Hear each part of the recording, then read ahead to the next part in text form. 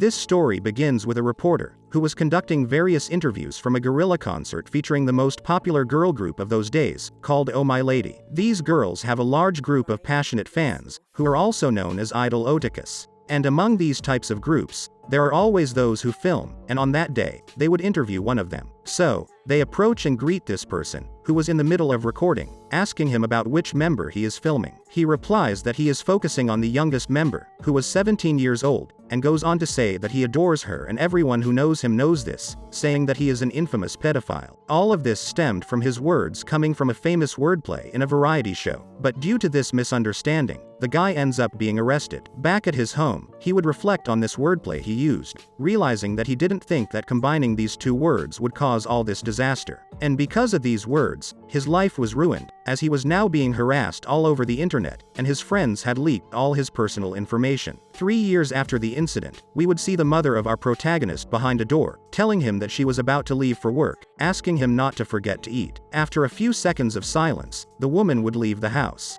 And after a while, our protagonist, looking much more disheveled and sad, comes out of his room to get his food. He then enters to continue enjoying an online game, where he would see a very strange chat, and then see another announcement, with the chat starting to spam the same emote. The protagonist then begins to see how the other people in the chat start insulting him, saying that just as in reality there were people addicted to idols, they had the protagonist, who was nicknamed Solo 2D, because he was addicted to these characters. And the protagonist, seeing how everyone was insulting him, would simply laugh at his computer screen, hurling insults at the individuals he was playing with for comparing him to otakus just because he watched anime. Then he would explain that only someone who had gone through a similar misunderstanding like his could understand, and the reason to love 2D girls was because they had never betrayed him. After that incident at the concert, he was diagnosed with social anxiety and panic disorder. However, he believes that if he could harness the mana flowing through time and space and channel it through his body, he could conquer the world without breaking a sweat. If he's in the situation he's currently in, it's only because he wants it that way.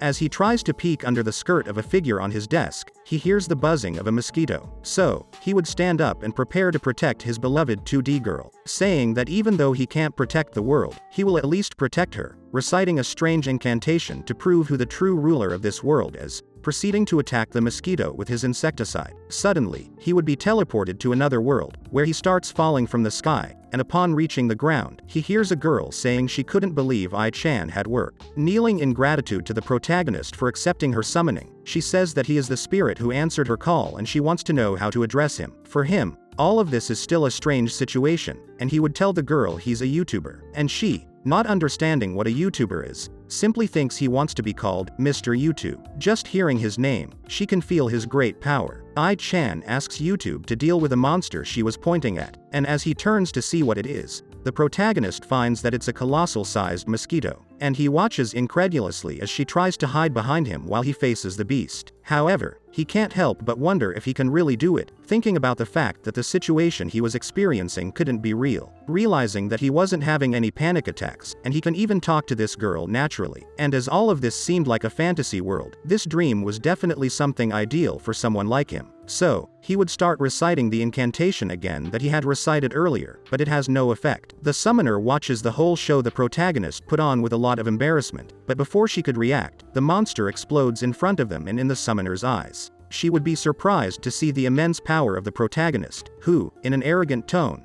apologizes for making a mess again. YouTube is not someone an apprentice like her can summon. YouTube did it again. The summoner is delighted with YouTube's abilities, as even he himself is impressed. She had heard that in other worlds, not only were there other forms of life like ghosts or monsters, even heroes from the past could respond to summonings. So, she curiously asks Mr. YouTube if he's some kind of magician, a question he would respond to by admitting to being a magician, due to all the power held in his right hand. YouTube thinks to himself that in this world, he couldn't date anyone, while the summoner thought YouTube was some kind of warrior mage, or a very powerful mage, asking what else his right hand is capable of. But stopping to think about this, the girl introduces herself as I Haze, saying that she's an apprentice summoner. She wishes to know if YouTube will allow her to summon him again. For a second, he thinks she might be in love with him, but then reconsiders, thinking he shouldn't get confused with those things. But then, worried, he wants her to repeat his name again, which she does, confused. And upon hearing it, he realizes that his name is very similar to the wordplay that ruined his life, so he frantically tells her that from that moment on, he will call her I-chan, confusing the summoner. Then he responds to the summoner, saying that he can't just dream whatever he pleases, but in case he ever dreams of this world again, he hopes they can meet again.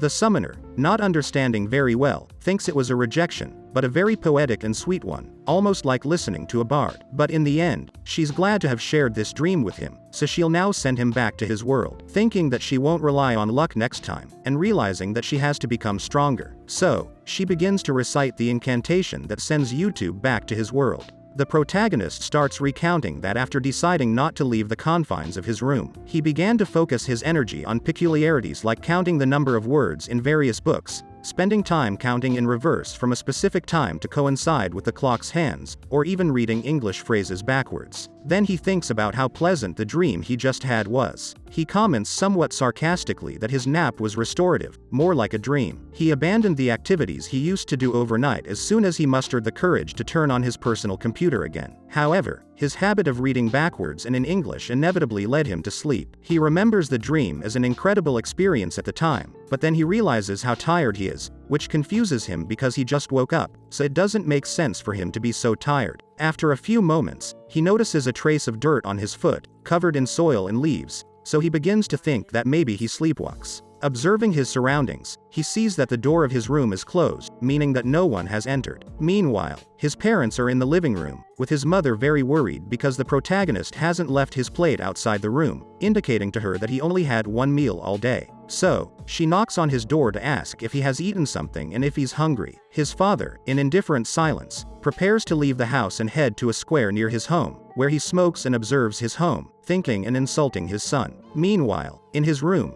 the protagonist remains distant from his family due to his diagnosis of social anxiety disorder and panic disorder. Since with all this, he assumes he knows how his parents will react, and therefore believes it's better to just avoid them. Then the protagonist realizes he's hungry, so he thinks it's time to look for something to eat. However, upon getting up, he realizes that his computer has been on for an extended period of time. So, he decides that it would be a good idea to restart it, but as he does so, he disappears from his room only to reappear in the sky of that fantasy world. Meanwhile, in a completely different place, I-chan arrives with her group and informs them about the deplorable state of the village they had been searching for. It turns out that the village was not only in ruins but was also plagued by demonic creatures. Desperate, I-chan asks about the whereabouts of her uncle, and one of the guards present addresses her as Lady Alara. Jack reveals to them that Count Deporting managed to safely escape to his country house. His instructions were clear: they were to escort Alara to the location. To everyone's surprise,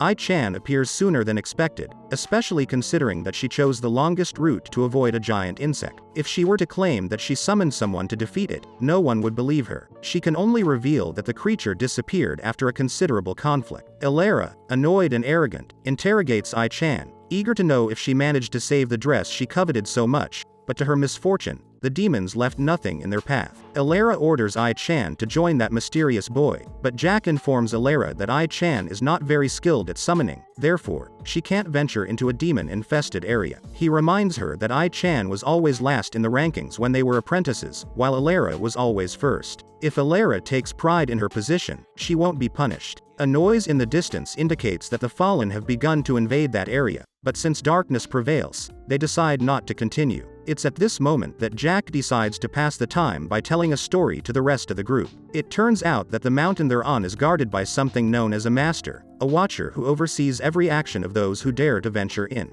Jack narrates that when humans were logging, hunting, or collecting fruits in this area, the master allowed them to do so out of his inherent kindness. However, human greed became an unsustainable problem for the master, who started sanctioning humans no matter where they were on the mountain. If someone recklessly harmed nature, the master sent the fallen to take them away or mark them. Of course, destroying the fallen and fleeing is always an option, but the fallen pursue the marked individuals to the ends of the earth. If sounds of bells are heard, it means someone on the mountain has angered the master. Jack tells the girls that he also heard rumors that the master of this mountain is quite terrifying. Alara asks Jack to join her servant, as bringing her to this dangerous place was risky, but thanks to the presence of this master, the demons won't pursue them. Jack reassures them, saying he has excellent survival instincts. However, Ai-chan questions what would happen if an invoked spirit destroyed the mountain. And Jack responds that obviously, the master would send the fallen to take the summoner away. Worried by what she just heard, Ai-chan reveals that she invoked a spirit to defeat the giant insect, but in the process, accidentally destroyed some mountains. Her companions think Ai-chan is joking. She just has to remain silent until the fallen are gone. But suddenly, a fallen appears behind them, and the fallen starts approaching them, which surprises Jack because they hadn't done anything to provoke the mountain master's anger. Therefore, he would ask his lady to step back because the fallen was trying to mark them, but Alara courageously wanted to deal with the fallen herself, instantly summoning a Jin.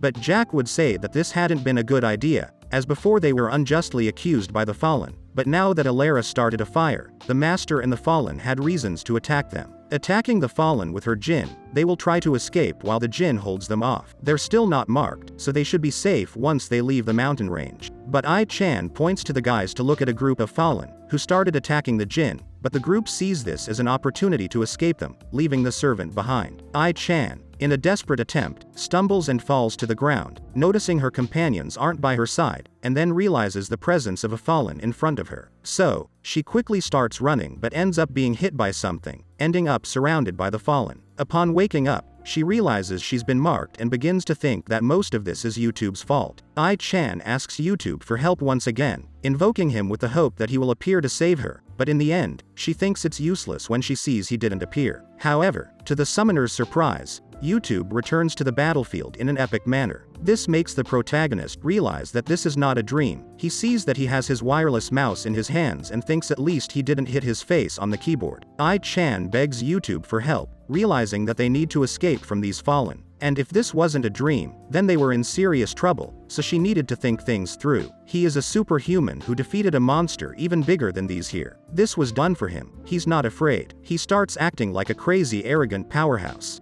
Ai-chan just looks at Mr. YouTube strangely, not understanding at all what is happening, but he decides to suddenly run towards Ai-chan. But for him, this little sprint was very tiring, so the summoner thought she must have summoned him while he was doing intense training. Mr. YouTube doesn't know what to do since he didn't bring his insecticide, referring to it as his magic wand, an object that helps recite incantations, and which makes him wear a scandalously revealing sailor uniform, causing his defense to increase exponentially, making him very strong. But Ai-chan is very embarrassed. She has a mark on her forehead left by the fallen, and because of this, she starts feeling dizzy and is tied up with a strange rope. Understanding that what she needs to do is extinguish this fire, she doesn't think it will work. It's magic. Normal methods won't succeed. She throws dirt and hits her forehead without seeing any result. Now she can't open her eyes, her head hurts, and she feels hotter and hotter. She spits on her forehead, managing to erase this mark in the rope. YouTube goes to eliminate the fallen, using his saliva against them,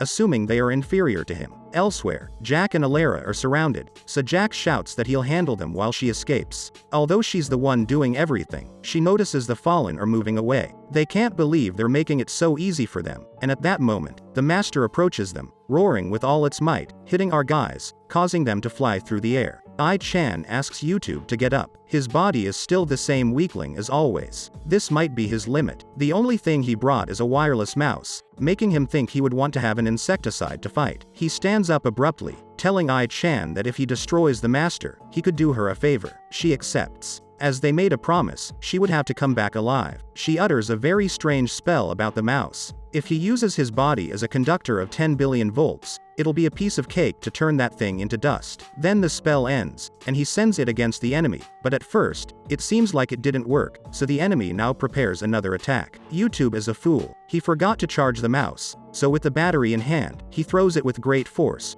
releasing the stored energy against the master, causing a direct attack that manages to destroy the great enemy. YouTube wakes up a bit dazed, startling Ai-chan, who is amazed to see how the protagonist was able to destroy the Colossus in one blow. She had heard that not even heroes dared to fight against Colossi, and he tells her that thanks to this, he released the seal linked to the god of electricity in the batteries. Ai-chan didn't think he would respond to her summons again, thanking him for helping someone inferior like her. Now Ai-chan wants to know about the favor YouTube wanted her to do, but he's still thinking about it. He doesn't have to state his request. It will be the attitude he has when he asks someone for a favor. He'll tell her next time. This excites Ai-chan, looking forward to meeting again. Back at home, YouTube has a card that Ai-chan gave him. Since he's an apprentice, he's not good at summoning. The card serves as a link between the spirit and its summoner, making the protagonist realize that everything he's seen so far is real. He fought against a giant. He knew a dragon slept within him and wonders if Ai-chan is someone he can brag about this to. He shares this situation on the internet. They make fun of YouTube. Even if he says it's true that he fought a giant, no one believes his words. They treat YouTube very poorly, wanting to use his powers in this world without succeeding. He assumed they wouldn't work here. Although he barely used it, the mouse's battery ran out. Maybe it was from using it against the monsters.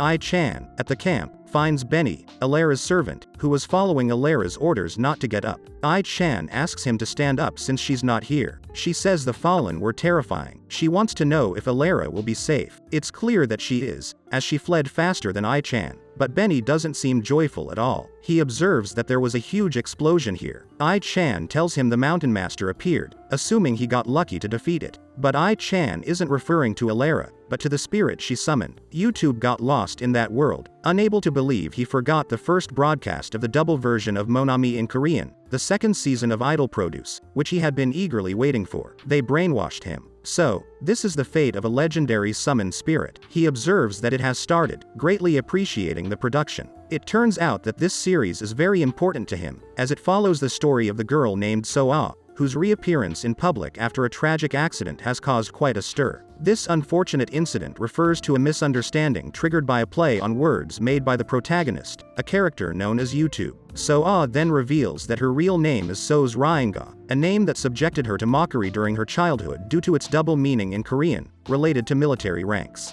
To the kids who teased her, she always explained the incongruity, clarifying that So-ah was her last name, so there really was no connection between her name and military ranks. That's why, at the beginning of her career, she decided to present herself as So-ah. The story about the wordplay YouTube made with her name deeply affected her. This led her to take a break from the public scene until high school was over. Even now, she still considers changing her name to avoid recalling her past. YouTube thinks that So-ah should have clarified from the start that it was all a misunderstanding, a joke that got out of control. Over time, he began to understand that she exploited the situation, adopting the victim role to gain attention and popularity. After the incident, she gained fame, and the contempt towards him only grew. Despite her public image as a kind and polite person, no one knew her true personality. YouTube was about to conclude that all celebrities were like that when he met Emily, the anime girl. Emily was a genuine and emotional figure, a star who didn't hesitate to shed tears for her fans. For YouTube, she was perfect, as her tears were real. Throughout the first season, Emily managed to break down the wall of hatred that YouTube had towards celebrities, and in the first episode of the second season, she managed to captivate his heart. YouTube no longer wanted to be a mere viewer of Emily's story. He decided to take action and apologize for his past behavior. He admired Koreem for her fight against the discrimination she faced as a demi-human in the Crystal Kingdom. He was fascinated by Emily's growth, how she had become a beautiful woman. However, just at that moment, his internet connection failed. Forced to disconnect, YouTube hurriedly bought an Emily sham action figure, only to discover that the best-selling version was Emily in a bikini. This didn't seem fair to him, as he believed the original Emily figure should be the most popular. However, while reading people's reviews, he came across a comment that suggested he lick her to have a good day. Despite the strange suggestion, YouTube purchased the Emily bikini figure. He didn't know if he would follow the advice of the comment, but if the figure was at a good price, he would be happy. Meanwhile, at his home, his mother noticed YouTube's purchase and began to suspect that he was planning to run away. YouTube, on the other hand, was starting to behave strangely. After finishing watching the first season, he considered the series a masterpiece. His concern grew for Hei, a character from the anime who didn't reappear in the story. However, he wasn't so worried as to be distracted from the arrival of his package. He wondered if he should wait for the package to be safe before picking it up, but he decided that he, who had defeated gigantic monsters in the virtual world, could do it. He asked the delivery person to leave the package at the door. YouTube planned his strategy, calculated the time it would take for the elevator, and decided to wait 10 seconds longer. Finally, he dashed out of his house at lightning speed. Upon reaching the door, he discovered that the lock was different. With a little effort, he managed to open it, and unbeknownst to him, a girl watched from a nearby window. He returned to his house with his precious package but felt so embarrassed about what happened that he felt he could die of shame. While all this was happening in YouTube's life, in another completely different world, Benny and Alara reunited after 3 days of travel. Benny had terrible orientation, so it was Alara who guided her. However, this was the first time Benny had visited Alara's uncle's residence. Alara wondered where Benny had been all this time. She wanted to give her orders, but remembered she had told her to crouch and never gave her permission to stand up. She had completely forgotten that Benny was still crouched all this time, and then asked her who told her she could stand up. Following Alara's orders, Benny and she decided to go look for Alara's uncle. However, there was a problem. Ai-chan, who was also with them, was a mere commoner, and she wondered how she would dare to speak to a count. Alara reminded her that I was an apprentice summoner and had gone to school with her. Moreover, Alara's uncle was interested in meeting her. With this resolved, Hei presented herself before the count. He had heard how Hei had helped Alara escape. It must have been tough fighting against the demons, even though Hei was the only one who fought against them. For the count, the demons were irrelevant. They had turned the world into a difficult place to live, but he was not afraid of them. And since I had nowhere else to go, the count offered her to stay and work at his residence. Once she finished unpacking her things, she should put on new clothes and learn about her new tasks. Despite the difficulties after the demon attack, the count was providing her with clothes and food. Hei understood that, despite everything, the count was a good person. Once she finished unpacking, it was time to start working. At the count's residence, many other girls wore the same clothes as I, as it seemed the count was obsessed with maid outfits. Meanwhile, with the protagonist, at his house, YouTube was delighting in his Emily Chan figure. Returning to Aicha, she remembers how her parents, before passing away, had warned her about the nobles and their tendency to exploit people. That's why they had wanted her to become a great summoner, as nobles could become destructive in the blink of an eye. Now, Hei regretted that it was too late to follow her parents' advice. On the other hand, YouTube was fascinated by his sensual Emily Chan figure. He wished he were rich so he could decorate his room with multiple Emily Chan figures. But he knew his limitations as a YouTuber, though he thought he had bought what was necessary and would save it for the future. During dinner, his mother told his father that YouTube had picked up a package by himself, making it sound like a big event. However, for his father, that was something any normal person should be able to do. Only the dogs and cats in their building were unable to do that, ending this conversation with an awkward silence. After successfully completing her last task, the count planned to reward Hei with a different task. Many people had lost their lives due to the demons, so there was a shortage of servants to help the count. Furthermore, he needed to increase the number of farmers. Therefore, the count decided to lend Hei a plot of land as a personal favor. This way, Hei could repay her debt by farming the land and harvesting the produce. The debt consisted of all the care Hei received from the count, including paying for the guards. However, the land rent was not included in this special favor. The count expected Hei to pay promptly. Once the count left, Hei started working immediately without receiving any payment for her hard work. She felt desperate, not knowing what to do. Meanwhile, at YouTube's home, he received a new package that could be from his parents. Normally, he used to ignore these packages, but he had made a mistake in the past and was determined to be more careful this time. He asked the delivery person to leave the package at the door, not thinking it would be a big problem. Nervously, he looked through the small window to see if anyone was outside. He saw his neighbors nearby, so he decided to wait until they left. Then he would hear the girl who had observed YouTube the previous day, recalling everything that had happened. Remembering the loud noise coming from YouTube's house, she mocked what YouTube had said, describing him physically and assuming he was a hikikomori or a ghost, and saying she hoped never to see him again. At this memory, YouTube entered a state of anxiety. He remembered all the times he had been scorned by people and passed out. His father, upon arriving home, found the package he had ordered already in the house. And his wife informed him that she had found their son passed out. They had thought about taking him to the hospital, but YouTube had refused to leave his room. Ignoring this situation, his wife asked him to stop making a scene and wait for YouTube to recover slowly. However, the father responded that he had ordered something he needed and should be able to do it in his own house. With those words, he slammed the door shut. Inside his room, YouTube was in a state of deep sadness. In the other world, the maids were receiving their payment. The count was delighted with Hei's appearance in her maid outfit. Everyone expected them to continue working hard. Hei had become a maid, a housemaid, and a farmer. During the day, she worked on the farm, and at night, she performed strange tasks. Life in the count's residence was rigorously structured, with each individual playing a vital role in maintaining order. There were servants who handled everyday tasks, cooks who prepared meals, hunters who searched for food, and warriors who protected the property. Each of these roles was essential to maintain the count's opulent lifestyle, and everyone worked tirelessly to ensure that the count always received the best.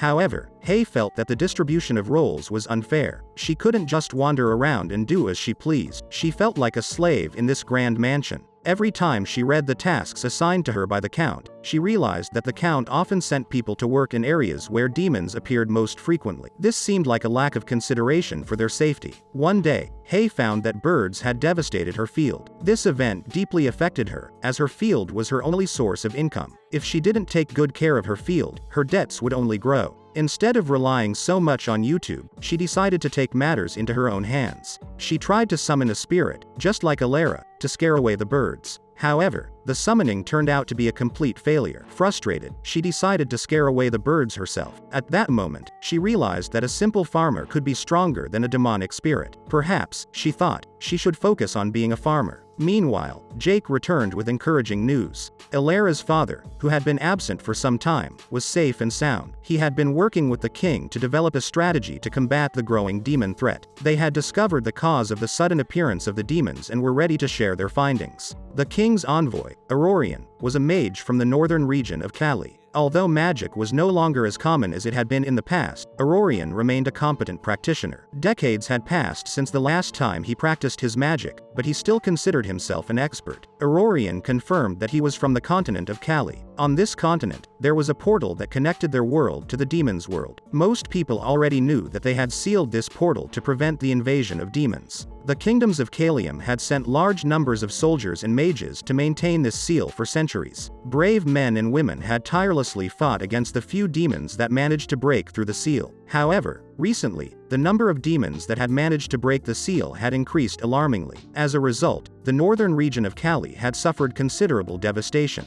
The demons that had managed to pass through the portal were now attacking the south. The Duke carries out a careful and detailed investigation of the recent events that have shaken the northern kingdom, Los Arais. He wonders how the demons could have invaded Gorha without first passing through Arais. His own observations during his journey to the region lead him to the conclusion that Arais has become a battlefield. He learns through various reports that the king has sent his soldiers to face this demonic threat. Aware of this situation, the Duke decides to organize an expedition. His goal is twofold: to investigate the cause of the events in the north and to seek possible solutions. Among the members of this expedition is Benny, an individual who seems to deeply admire Lyra, the most prestigious summoner. Everyone in the kingdom knows Lyra. After all, she has been educated at the most prestigious summoning school. The Duke takes this into account, considering her for future important matters. Meanwhile, Ai-chan is in another location, dealing with her own set of problems. She is frustrated by the sudden appearance of demons. Determined to protect her precious field, she makes a promise to herself: she will not allow the demons to trample it again. She watches as her mother is taken to the castle and how the amulet they gave her begins to glow,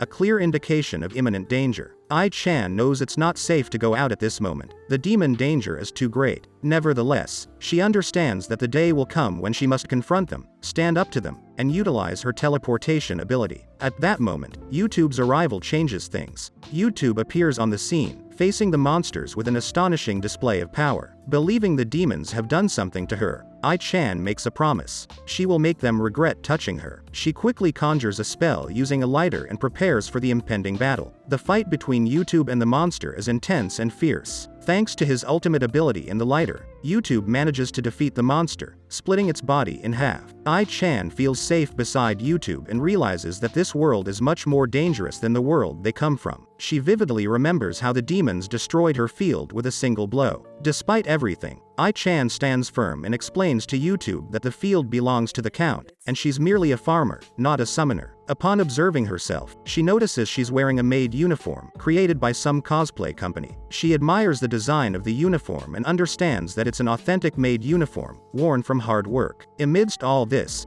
Ai-chan asks YouTube how he smells. YouTube is surprised by the question and apologizes, saying he was checking her for possible injuries. Despite everything, thanks to YouTube, she's okay. A comedic scene unfolds when chicks appear. Ai-chan teases YouTube for killing their mother and tries to guilt-trip him by mentioning that he cooked their wife. However, another chicken shows up, ready to fight. Faced with this threat, Ai-chan begs YouTube to avoid the fight. From a distance, she can see a whole battalion of chickens approaching. In that moment, all her concerns about the field fade away, Her only desire is to survive. YouTube realizes his lighter has run out of gas, and the 2 items he used before are also depleted. He asks Ai-chan if he can go home for a moment because he forgot something. However, he gives up on the idea. He hasn't enjoyed his maid uniform enough yet. Though his preparation is minimal, he's grateful for Ai-chan's mercy. He checks what other items he brought to this world and finds a spiral repellent, which he decides to use. He realizes that all the magic and abilities he brought here are real, he just needs to believe in them. The term, Neon Genesis, sounds familiar to him since he's protecting Ai-chan's field. YouTube is attacked, but he forgot about his masterpiece. He activates his field and starts detailing everything about this place. He eliminates all the remaining chickens and forms a protective barrier. Ai-chan is amazed to see YouTube's strange object working. He explains that this is the ultimate defense system, materializing barriers from people's minds. The common folk might not understand it, but it's an effective barrier. Ai-chan wonders why she's cultivating the land if she's a summoner. She explains it just happened, and though her field looks barren, she cultivates it herself to see if it's worth it. She admits it's dangerous due to the demons that occasionally appear, but they had never come in hordes like now. To avoid dealing with them, she takes refuge in this seemingly safe place. It's been a while since she last faced the demons. On her way back home, Ai-chan confesses to YouTube that she finds him interesting since spirits usually can't stay in her world for long without exhausting the summoner. Ai-chan feels free and at peace. She doesn't feel strong and doubts her usefulness. She wants to know if she's okay, and YouTube assures her he's perfectly fine because he's not like those mediocre spirits. Although she simply ignores his nonsense, YouTube wants to know if something is bothering her. Ai-chan asks him if it's a waste of time to put effort into something one doesn't have talent for. But YouTube, being who he is, might not know that many people worry about that. It's tough to do something you're good at, so clinging to something you're bad at is foolish. People always say the universe deserves more, as if they were the protagonist of some story, but the reality is they seek attention for themselves. Ai-chan doesn't understand people who think that way and finds it nonsensical. Then YouTube remembers he promised to grant a wish to Ai-chan and takes something out of his backpack that he bought to protect her. It's a bikini with Emily's image printed on it, so Mr. YouTube covers his eyes so Ai-chan can change. Although it might seem strange, YouTube explains that the amount of skin revealed is proportional to the defensive power, so it's not necessary to wear it all the time. He has no hidden intentions, he's just afraid Ai-chan might get hurt. While Ai-chan likes maid uniforms, YouTube prefers the combat uniform. However, she decides to go back home and returns the bikini to YouTube. YouTube experiences a collapse of the wave function and looks at a crystal to check if Ai-chan summoned him to see her in a bikini. He screams at the top of his lungs about his wish to see Ai-chan. Her mother thought he'd sleep for days, but that means he's better now, as if something changed in him. The protagonist thinks he asked for too much and believed a swimsuit wasn't shameful, even if it's a thong. But Ai-chan told him she would wear it, thinking she was a liar, and YouTube doesn't understand everything that was happening regarding the matter. He searches online if girls don't like it when someone gives them a bikini, but the comments are not helpful, as they all label someone like that as a pervert. However, all is not lost, and Mr. YouTube thinks about the possibility of building a pool to enjoy the bikini. After this, 3 days have passed, and Ai-chan thinks about how she's doing in her work in the field. Thanks to YouTube, her concern about the demons is zero. Tomorrow, she'll work twice as hard and plans to expand the field. She hopes for rain to water the plants. Although she's worried about the demons that appear occasionally, this place seems safe. Then she hears someone calling Ai-chan from a distance, and it turns out to be Benny. After finding her, Benny decides to accompany her home. Benny has been given permission to walk freely for 3 days, and his current task is to find a dress for his lady. It took him 3 days in his search due to his terrible sense of direction. He asks Benny how she will carry out the task. Benny calmly responds that everything is fine. Ai-chan remembers that when she lived alone, she was always immersed in summoner school lessons, with no time to worry about anything else. Now, however, she feels liberated from those obligations. Ai-chan reflects on a saying that comes to her mind, one that Benny said. In her mind, she interprets it to mean that animals live like cattle, without worrying about predators or the need to find food. Likewise, people like to be ruled by someone, just like cattle, without the need to think or worry about anything. They fear being responsible for their own actions and have no problem with being exploited. But Ai-chan interprets this passivity as her own version of freedom,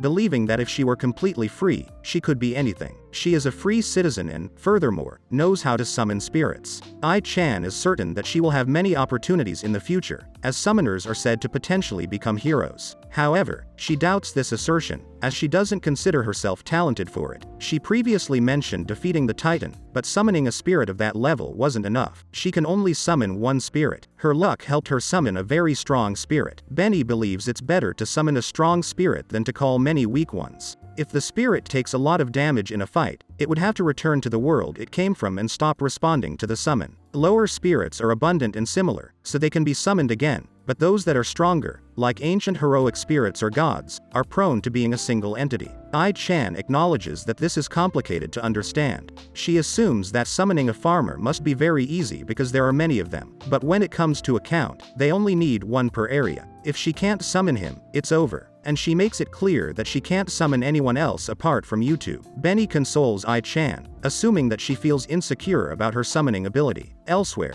the mage is anxious because a summoner who can help the king hasn't arrived yet. Lyra would be the only option, but she claims they can't send just anyone for such an important task. She prefers to wait longer and apologizes to the mage. For Ai-chan, this waiting is annoying as, in this case, it would have been better to bring a few guys from the summoner school. She thinks it would be best to send the first one they find. Ben and Ai-chan enter, and Ai-chan orders Benny to do push-ups and hang clothes, wanting Benny to remain silent for a moment. She analyzes Ai-chan deeply, allowing her to leave the room. Ai-chan thought something bad would happen to her, and Lyra wants to cover for someone who can summon at least a dog at home. Meanwhile, YouTube is watching Emily's anime. While he hasn't heard from Ai-chan, he keeps thinking about it. He understands that summoning her is useless if he's not prepared, but at least, he trusts himself. The summoners are excited about this episode. Emily is reunited with her senpai Karen-chan, whom they call by her huge melons, which prevents her from focusing on the episode. She apologizes for a friend who's considering quitting her idol career, but it's actually her who wants to do it. Karen asks Emily if she wasn't happy on stage, seeing her fans happy. Emily agrees, that's all she needs. She's qualified to be an idol and shouldn't worry about anything else. If she has problems, she can go see Karen. She shouldn't pretend the problem belongs to someone else. Karen promises to help her. Remembering Ai-chan's words, Emily understands that before meeting Karen, she had never communicated with other people, and that's why she doesn't know how others feel. For Emily, this ends up being annoying because this is why she doesn't like coming to this other world. She feels chills. She's trying on this bikini that makes her blush and decides to burn it outside. She feels bad for YouTube, watching the mage practice his magic. She sits next to the mage by mistake, who is here for business with the count. She observes the mage's spell, something she had never seen before. There was a summoner school, but not a magic one. Ai-chan is fascinated by the magic the mage used before, showing her another spell, a very enchanting one that satisfies her gaze. This spell is a wide-range meteor spell, one of the most exclusive spells to date. Its use is prohibited except in times of war. As an apprentice, he knows what it's like to fail, but if the spell had been completed, several mountains would have been destroyed. And since he's the court mage's top student, he's also of high rank. That's how magic works today. Ai-chan breaks it down into 3 steps. The first is embodiment, the second is the concentration and imagination of the mage, who shapes the magic. None of them can be strengthened or weakened through human ability. The last requirement is the magic catalyst. With no mana existing, a mage's ability is useless. The first spell he demonstrated as a powerful one, summoning a fireball. In short, mana is lacking, but they don't know the reason. And that's why now everyone learns to summon spirits. They use the mana of the world they're summoned from, the same with demons that use magic, which also uses the mana of their home world. She's all ears, she loves hearing about these things. Whenever YouTube uses his abilities, it seems like he's imagining something, but he's actually using the mana of his world. Ai-chan observes a bird in the sky attacking the count's house. The count and his family hastily leave the house, asking Ai-chan to put out the fire. But they're more interested in escaping from this man, feeling a sense of freedom. If everyone dies, then who will do all the work? Then Ai-chan realizes she forgot about Benny, but he was there by her side. Suddenly, the mansion is attacked by a demon. They observe that the enemy attack is headed their way. Jake asks Ai-chan to step back as he prepares to throw his sword, but he realizes that it won't do any good. Dodging this sudden attack, Jay orders them to fall back. At this point, Lyra decides to confront this demon, summoning a powerful spirit called the Sovereign of Storms. She asks this spirit to lend her strength to counter the enemy attack. She uses this power to save herself, but she knows she can't maintain this high-level spirit for long. She notices that the enemy's movements are slowing down and realizes they can defeat it. At that moment, the mage and Ai-chan arrive. The mage catches Lyra in her lies, but she can't deny that she summoned this spirit. The demon is still here, but for some reason, it seems to be dying. They assume they won't have to do anything. The mage identifies this enemy as Cicerone of the Guide. They watch as this enemy finally explodes. They recount that when the North was invaded, some nobles and soldiers betrayed their people and joined the demons. This creature was one of those traitors. It attacked one of their largest fortresses, transforming into a colossal demon. But to them, this creature was neither colossal nor large. They reveal the true guidance of the blade, a penetrating enemy. This majestic monster attacks directly where these kids are, destroying all their most important possessions. They're in a critical situation and have more important things to worry about. They need to get away before they're noticed. They see Lyra and ask if she can move, but she orders Ben to crawl away on all fours, and he obeys, running faster than them. The monster looks at them and locks onto them, preparing and firing a direct attack at our girl. She takes the attack with her whole body without any harm,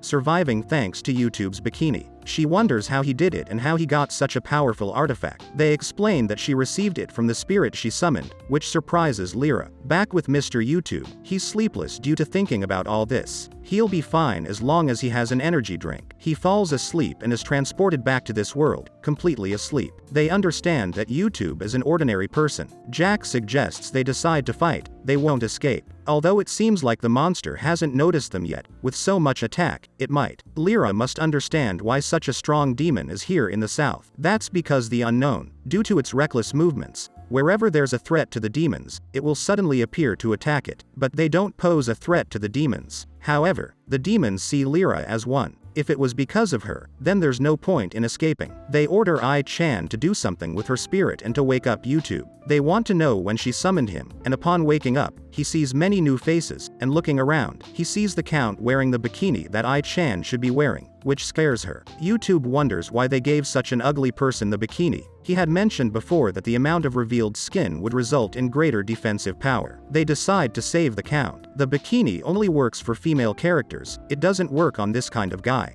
They want the Count to disappear. Lyra has Jake approach his uncle. He thinks YouTube ruined his life, but if he kills the enemy for them, it'll be okay. Although YouTube was baffled by what happened, Ai-chan apologizes to Alita for her lack of skills. She needs her, the best summoner. The situation becomes even tenser, angering the mage because Ai-chan didn't tell him that many people have died from the demon incursion. Since everyone there is begging for someone to go north and save them, asking how they can ignore people in need like that. Lyra accepts that she's the best summoner, but she asks the mage what will happen to who will rule this land if she goes north. This is because they and the peasants won't know what to do without nobles giving them orders. That's why, instead, they'll send more common people north, and she would say that first, they should have better protected the north. In the midst of a difficult situation, Ai-chan finds herself at a crossroads. If, like her, people lack talent and can't perform their jobs efficiently, then what are they supposed to do? She had attended the summoner's school, indeed. However, despite her education, she was struggling to make a living due to her lack of innate skill. In a candid confession that only Benny can pull out through deep self-analysis,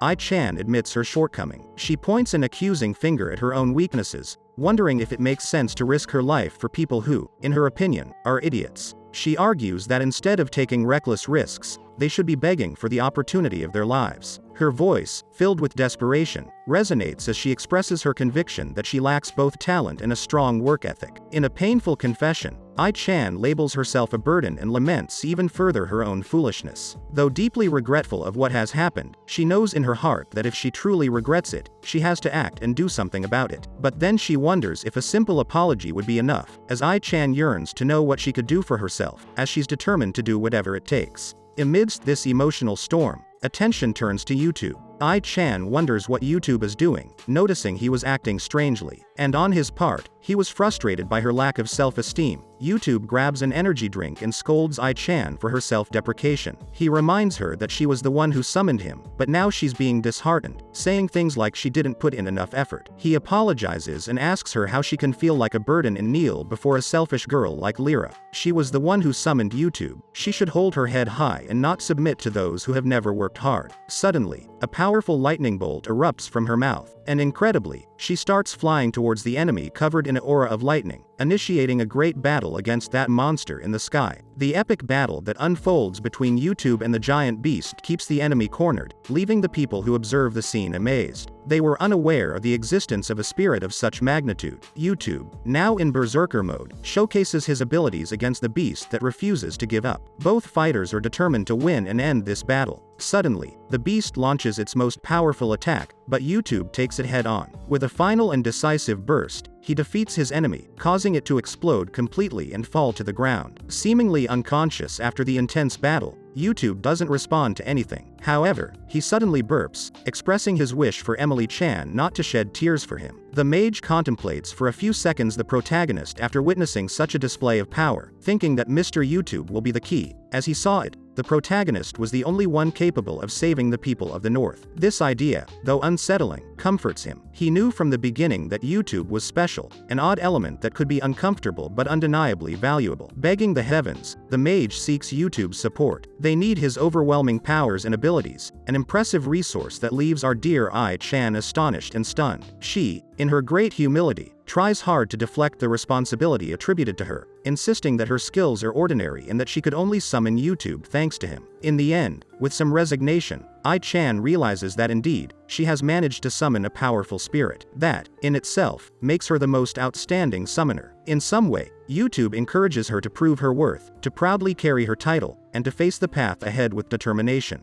Ai-chan doubts herself, her ability to carry out such a task, but if her involvement can be of help, then she'll be more than happy to embark on this journey. Thanks to YouTube, Ai-chan finds the courage to overcome her limits. She reflects on it, realizing that compared to fighting giant monsters, opening that door of uncertainty doesn't seem like an insurmountable challenge. I can do it, she thinks, and she leaves her home, greeting an extravagant man who turns out to be a count dressed in a swimsuit. The count, apparently, has been there all this time and doesn't remember what happened. He comments something about having drunk an energy drink, thinking it would make him stronger. And indeed, the drink seems to have taken effect, as he manages to spew fire from his mouth with a blue hue and destroy a gigantic monster with a single blow. After the battle, the count remains unconscious for 2 days, leading him to the conclusion that he shouldn't use the energy drink again. At that moment, a question arises, and that is if they undo the summoning of YouTube, what could happen? But before he can answer, the count becomes entranced, looking at this wonderful world he's always been in, a world full of fantastic creatures and elements he had never noticed.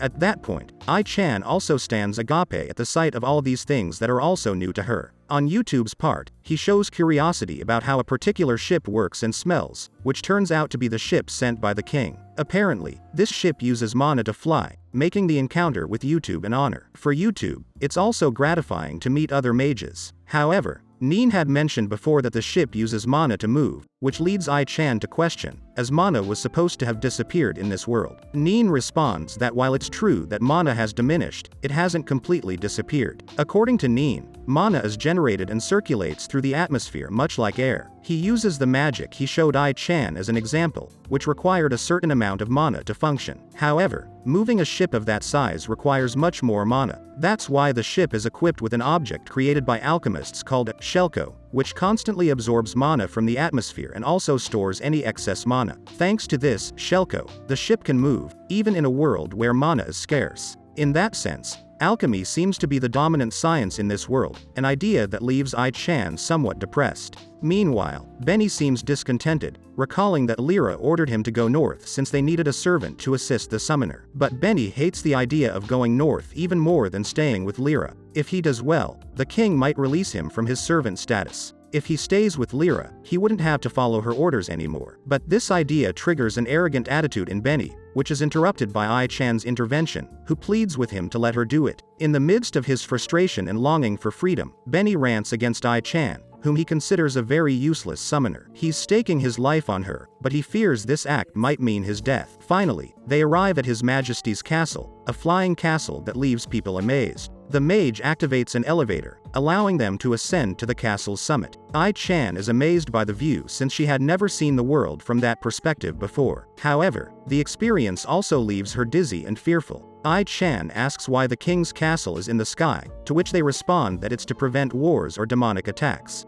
Although keeping the castle in the air requires a great amount of mana, which contradicts the general belief that there's no mana left in this world. Once inside the castle, Ai-chan faces a harsh reality. Even if her opinion may be correct and just, if it doesn't please those in power, it's better to keep it to herself. They don't care about suffering they can't see with their own eyes. They don't want to know about it, not even think about it. In fact, they avoid people who try to tell them. In these cases, sometimes silence can be the best ally. While Ai-chan reflects on these words, YouTube seems to be amazed by the opulence of the castle. Donia and the others bow before the king, who seems quite uninterested in their arrival. When asked who he is, YouTube confesses that he's a summoned spirit, sent by the king's daughter. The king, aware of YouTube's importance in his world, thanks the spirit and introduces him to his father, Duke Kalane. After analyzing the situation, YouTube applauds the king of humans for passing his test, which causes confusion among those present. The king seems to understand what YouTube means, but Ai-chan isn't sure what's going on. Based on the king's reaction, Ai-chan supposes he's impressed by something YouTube has said or done. The king informs them that their next task is to travel north, and their servants will assist them on their journey. This is Ai-chan's first encounter with a spirit capable of communicating with humans, which turns out to be an emotional experience for her. However, upon seeing YouTube's appearance, she doesn't seem too concerned. The idea that her father and the king might have a plan to overthrow the current king makes her nervous. However, she knows she must stand strong and move forward. But the situation would complicate when they realize they haven't been given any money or guards for their journey north. They can't afford lodging at an inn, nor can they buy camping equipment. They have no money and fear starving before reaching the north. All of this makes Ai-chan suspicious that there's something more behind their mission. The king seems like a fool, and the nobles appear to be plotting a conspiracy. If Benny weren't so loyal, he'd probably be in prison right now. But then they'd wonder what YouTube thinks about all of this, to which he would say that, according to his experience watching anime, this is the perfect situation for a plot twist, a showdown between the king and the nobles for the throne. YouTube suspects that the king is acting like a womanizer to keep the nobles relaxed, portraying himself as an unknown threat to them. But Ai-chan shouldn't take the mission they have ahead lightly. YouTube, despite his appearance and carefree attitude, is not easy to deceive. And he points out that after watching animes with characters who look like twins, he can perfectly distinguish each of them. He recognizes the woman as one of the women who were with the king when they met him, who is surprised that the summoned protagonist was able to recognize her. This woman says she's there to fulfill the king's orders and says that attempting to test them was a mistake. She would then leave a bag of money and a letter for the protagonists before proceeding to leave the place. Then back at the castle, the surprised king would ask the woman, whom he had sent with the group of protagonists, if she was completely sure that he had realized who she was. To which she would respond yes, and that, in fact, she already knew everything that was happening in that place, which would surprise the king. It's shown how she had already been hiding among the trees, listening to everything the protagonist said about how he realized the king had little political power due to the other nobles, despite pretending to be a fool. All this news would leave the king stunned. Who would say that the protagonist seemed much more than he appeared at first glance? Then a hooded figure by his side named Ronian would tell him there's more. And this was the mage who had gone to seek a summoner, recounting that the spirit, referring to Mr. YouTuber, had been residing in their world for several days up to that moment and had been able to destroy the wandering blade griffin, who until recently was believed to be invincible, and that he had been able to do all this without anyone's help. The news surprises and delights the king, saying that they finally had someone on their side and that those old greedy nobles could go after him whenever they wanted, referring to the nobles. Then, back with the group of protagonists, we'd hear them talking about how they needed to uncover why the demons attacked so aggressively and became so active all of a sudden. To which the protagonist would make a joke saying that it'll be a very boring main mission. A joke that the rest of the group wouldn't understand, so the protagonist would arrogantly tell them not to mind it, while Ai-chan would look annoyed, thinking that he always says these kinds of strange things. But then Benny would step in to ask them what they thought, suggesting they just take a quick look around and then come back and report. That way, they'd save time and money, and stay alive. This idea would seem very good to the protagonist, who would give Benny a thumbs up, declaring how much he likes Benny. And, "What about you, Ai-chan?" He would ask if they shouldn't take a tour around the area, asking if there wouldn't be problems as long as they were careful. But another person from the group would reply that's because she had no idea what the North was like, and would tell her that the North is a land where demons inhabit, and all living beings suffer, and would ask her if she hadn't noticed that Mr. Ronian was covered in wounds. Then Benny would continue saying that the rumors that staying in the north is enough to cause burns and diseases must be true. Worried, Mr. YouTube would tell Ai-chan that perhaps he should postpone summoning him until they've reached the north. After a while, they would finally reach the first village, where they would pay the carriage owner for the trip and enter a tavern. Inside, the protagonist would get excited seeing that it's a typical fantasy city, saying he's always wanted to go to one. Meanwhile, a waitress would arrive saying their food is ready. Then Mr. YouTube would turn around and ask Benny why Ai-chan is sitting on the floor, which would confuse Benny, asking if he has permission to sit at the table. To which Mr. YouTuber would respond with a question, which is whether Ai-chan always eats on the floor, to which Benny would reply that it's obvious he doesn't, and that he usually eats hunched over on the floor with both hands, making Mr. YouTuber depressed and think that in this world, slaves are worse than animals. But Ai-chan would correct him, saying that no, and that it was just Benny's thing. Then they would take out a map, explaining that according to Mr. Ronan the mage, the cities near the spiders were already in flames, and the other northern villages had already been attacked by demons, pointing to a tower on the map while saying they didn't know what that port city of Gorilla was like. But since all the roads to the north were blocked, they told him to look for a boat in Gorilla and go directly north. Then the protagonist would interrupt, asking where they were now, to which she would plead with him a bit further south, in a certain place on the map, saying that if they took transportation, it would take 2 to 3 days to get to Jiraiya. Then Benny would ask if anyone else would go with them to the north, to which Ai-chan would respond that she had no idea, asking if they wouldn't, if it's a mandate from the king. Then, after hearing all this, Mr. YouTube would ask them if the journey to the port city would be safe, and he would say that although he'd love to travel with them, he needed to rest a bit, as well as prepare some things. This would worry Benny as they leave with a smile, thanking him for accompanying us from that place and asking if he should undo the curse. Something the protagonist would respond affirmatively to, saying that when they need him, they should call and he'd do what he can to help, while Benny would quietly plead with him not to leave him alone with her. And ignoring this request, Ai-chan would wish for the summon, surprising everyone in the tavern, realizing that the protagonist was a summon, surprising everyone. Then the same woman who had served them food would be surprised to see that both of them were summoners and would ask if they were on a journey, to which Benny would arrogantly reply no, because Ai-chan is there due to being on a very important mission, a comment that would perplex Ai-chan, who would tell him she thought it was supposed to be a secret. Then Benny would continue asking the waitress questions, asking if she knew where they could find a place to sleep and buy supplies, to which the waitress would start giving them directions, all this while being observed by 2 other bandits at the other end of the tavern. Outside, Benny would say they were lucky that the demons hadn't attacked that place yet, and, since from what he heard, the navy was holding them back at the border, and with a sigh, he would complain, saying that Gorhan's navy wasn't that bad either, so he would wonder why they would send someone like Miss Hay to the north. But then she would change the subject, giving Benny a few coins and telling him to go buy some tents, while she went to the market to buy some food. Then when she got there, Hay would find herself in a crowd of people blocking her way, so she would struggle to get to the market to ask for what she needed to buy.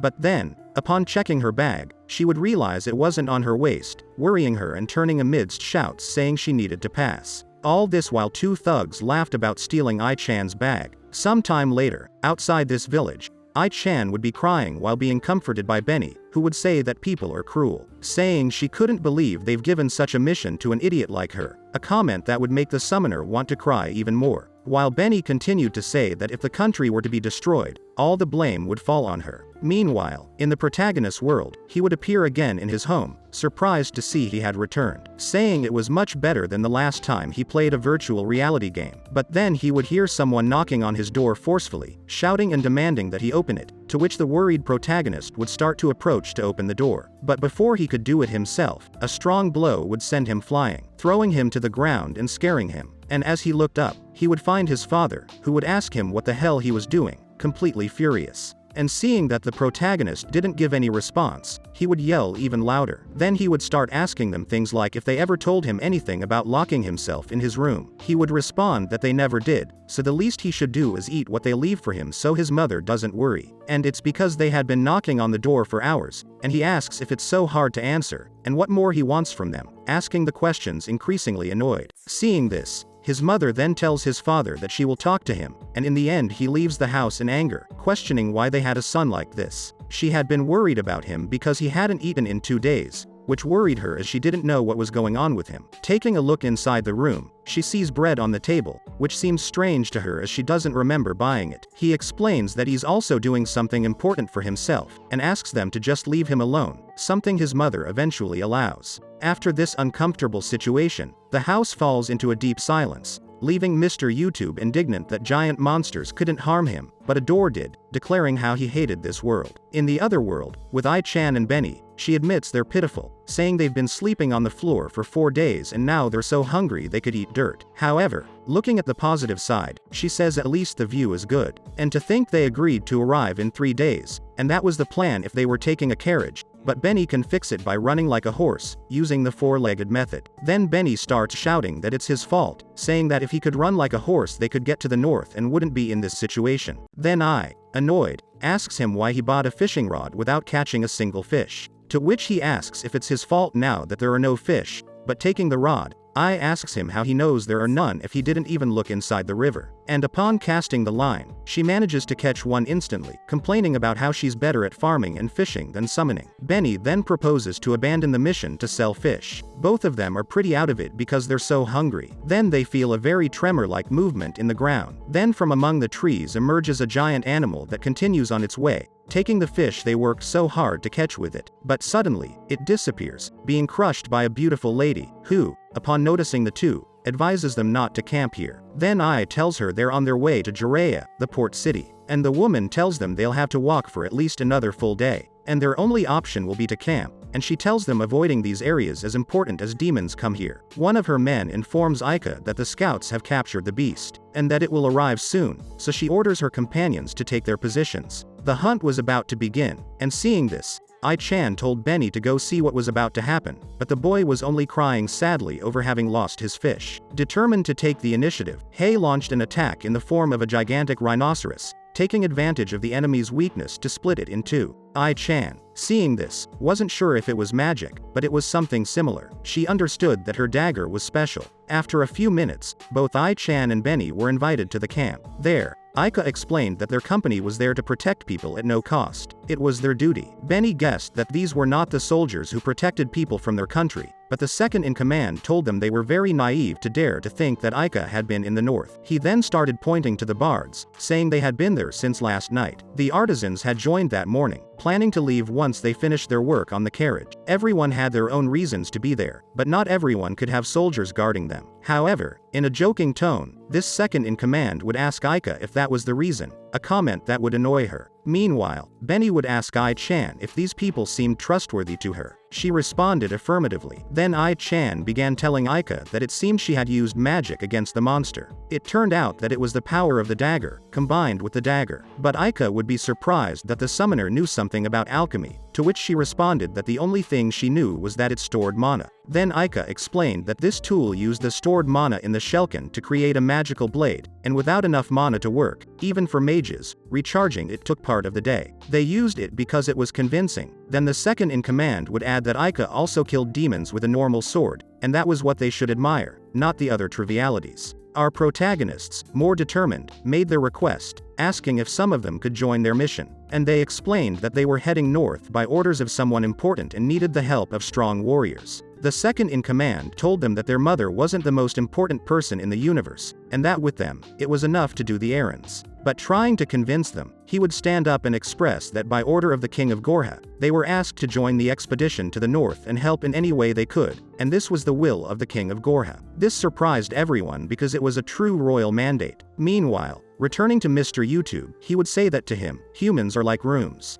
Because from the beginning, they have no choice but to trust other rooms to survive. The sad thing is that someday, they will all open their doors, accept others, and be accepted by them. Despite being the cause of all conflicts, he was satisfied with this simple room. For him, feeling alive under a sheet was more than enough. But in the midst of his thoughts, he would sense something from the amulet that Ai-chan gave him in the other world. And returning to the summoner, she was being interrogated by these people, who asked her why they were heading north. They explained that they were going to find out the reason why the demons were so active. But they didn't believe her, so they thought about asking the slave, but he didn't know anything, saying that he was a servant who walked on all fours, and the second in command confirmed this, seeing that his hands were more worn than his. Aika then emphasized the importance of Ai-chan, as a normal person wouldn't easily receive an order from the king. And she would start asking Ai-chan if she believed that the commoners were beneath her, while explaining that the whole kingdom knew that the king was a fool, and it was impossible for him to care about the situation in the north. But Ai-chan didn't know what to answer. She didn't know what the king was like, and she wasn't sure if he was really helping them.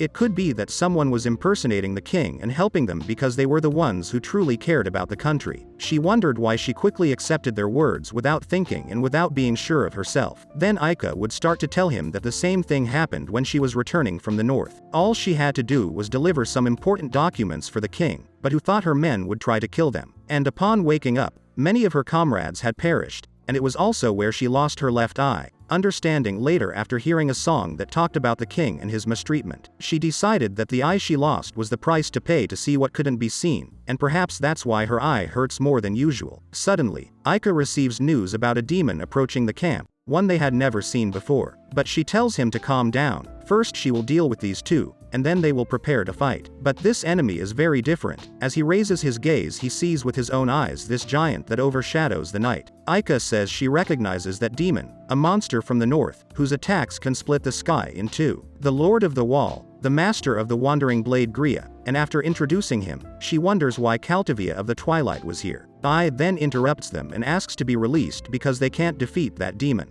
And as the one who defeated the wandering blade Gria, she is the only one who can defeat him. In our world, the protagonist was about to lick the Emily Chan figure, but then he disappears from his room. Ai-chan, with determination, says that she was the one who defeated the wandering blade Gria. But Ai-chan is scolded by Aika, who asks her how someone so strong ended up tied up like this. Then the second in command explains to them that the people living in the village beyond the camp are mostly family or friends of their free company. Maybe it's not important to them, but for the company, something much more important than their lives is at stake. But belittling them, he says that telling them that won't make any difference, as there's no time for doubts, they need to eliminate the demon. Then Aika tells them that instead of slitting their throats, she will offer them a chance. And she tells them that in the fight she could die, so if that happens, they will live, but if not, then she will kill them. Saying that it seemed like a good deal to her, but as she felt bad about leaving her here, she would give her a gift, taking out one of her eyes. Ai-chan starts to suffer the pain, bleeding deeply from her eye, and Aika would tell her that there's no way someone so weak could have killed the Gria, as they leave the place.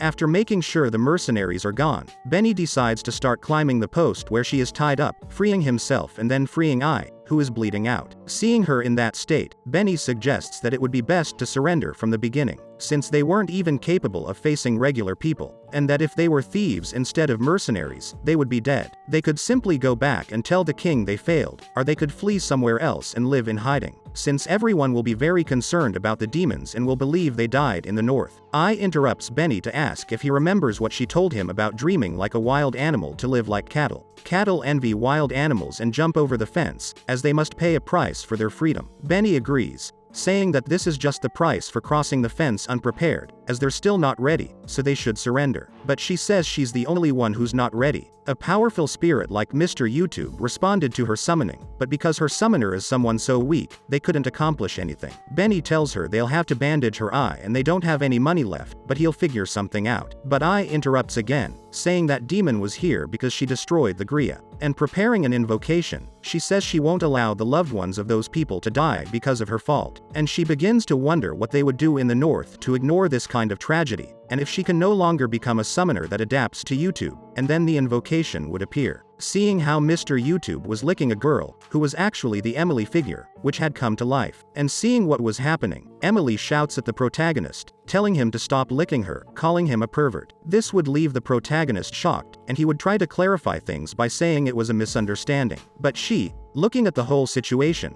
would ask what he could be misunderstanding, saying that his body smelled entirely of saliva because of Mr. YouTube. All this situation would be observed by Ai-chan and Benny, who while he was blushing, Ai-chan would cover her face in embarrassment at the spectacle Mr. YouTube was causing. Then Emily would start running away from the protagonist, while he, in desperate screams, would beg her not to leave. Then, in tears, he would think that he never imagined that his turn would finally come, wondering how he could have been so oblivious. Since the character he loved the most had finally come to life, thinking that this happened all the time in anime, regretting that he had forgotten something so obvious and apologizing to his fellow otaku brothers as he said goodbye. Then Benny would interrupt his melancholy, apologizing for interrupting, confusing Mr. YouTube, who hadn't realized he had been summoned and calls Benny slave number 1. Then turning around, he finds Ai-chan, asking her in a scared tone what had happened to her, hearing from Benny that she had been stabbed in the eye, to which she would calm him by saying she was okay, but that the first priority was dealing with the demon. Then Mr. YouTuber would grab her by the shoulders and say that she clearly wasn't okay, saying that she should have called him if she was in danger. And she, with tears, would apologize, saying she had worried him because she was useless and he must have been very busy with his own life while she just kept summoning him. But he would ask her seriously what she was talking about, saying that there was nothing more important now than her, and that she should never say something like that again, saying that she had never been useless in any moment. And getting emotional by these words, she would start crying, confusing both Mr. YouTube and Benny, who didn't understand why she had started crying so suddenly. Thinking of an idea to help Ai-chan, he proceeds to remove the band-aid from his foot, saying that this time he'll have to be a healer. And with a proud smile, he tells Ai to stay still while she,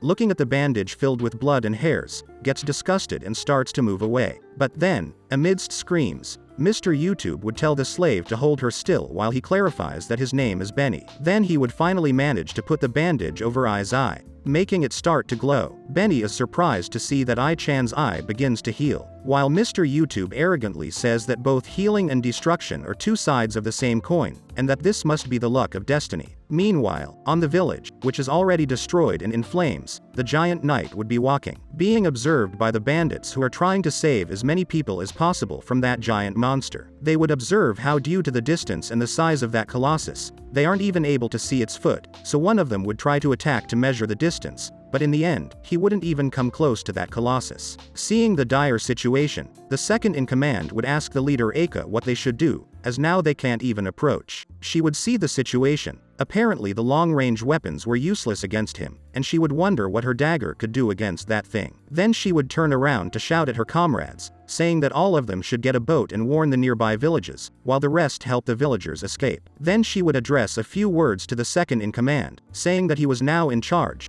as there was no way of knowing where that group would flee. And he, surprised, would ask if she intended to attack that colossus on her own. But she, arrogantly, would ask if he was so concerned about her, saying that she was a survivor from the north and that they should only worry about themselves. And that's how the first part of this manhwa ends. If you have reached this part of the video, let me tell you that you have been one of the few people to make it here. So comment the word summoner in the comments. Remember to subscribe to not miss any videos. With that said, see you in the next video.